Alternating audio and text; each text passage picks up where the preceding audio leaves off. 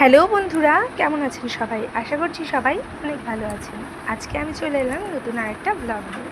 আর ব্লগের শুরুতেই দেখিয়ে দিলাম এই যে হনুমানদের। তো যাই হোক, তারপরে আমি চট করে রেডি হয়ে নিলাম, কারণ বাড়ি থেকে উনি সবাই চলে গেছে কাকা শ্বশুর বাড়িতে। তো আমি বিকেলের কাজ সেরে নিয়ে এবার আমি রেডি হয়ে বেরিয়ে পড়লাম কাকাদের বাড়ি যাওয়ার জন্যে।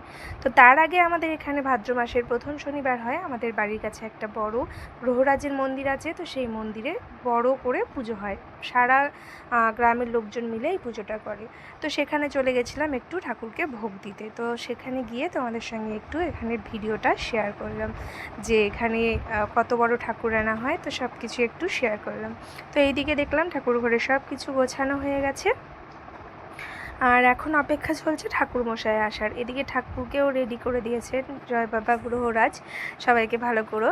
তো তাকে রেডি করে এখানে একদম সাজগোজ করে পুরো কমপ্লিটভাবে তাকে বসিয়ে দেওয়া হয়েছে। আর এদিকে প্রচুর যেহেতু লোকজন হয়, এখনও ফল বানানো হচ্ছে। আর এদিকে ফল বানানো যেগুলো রয়েছে পুজোর কাছে দিয়ে দিয়েছে।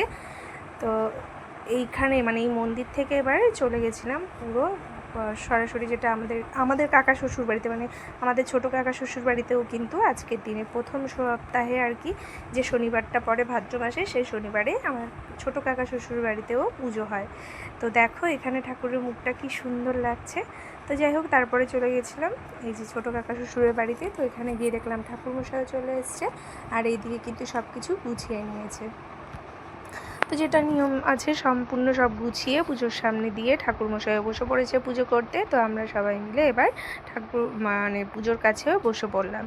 তো যাই হোক, আমাদের বাড়িতে সবাই এখানে রয়েছে। ওই যে আমার ছোটো যা, ছোটো কাকি শাশুড়ি, আমার শাশুড়ি মা, আমার মেজো শাশুড়ি মা, ননদরা সবাই মোটামুটি এসছে বাড়িতে। তো তার ফাঁকে কি করলাম, এক ঝলক এই যে নিজেদের হাহা হিহিটাও একটু তোমাদেরকে দেখিয়ে দিলাম। তো যাই হোক, এই যে আমরা সব বসে পড়েছি, মানে আমরা যেখানে যাব সেখানে অলরেডি কিন্তু হাহা হিহি ব্যাপারটা চলে, সে পুজো মণ্ডপ হোক বা তো সেই জায়গা থেকে তারপরে আবার একটু ধ্যান দিলাম, মন দিলাম ঠাকুর মশাইয়ের পুজোর দিকে। তো পুজোটাও হচ্ছে, তোমরাও একটু দেখে নাও।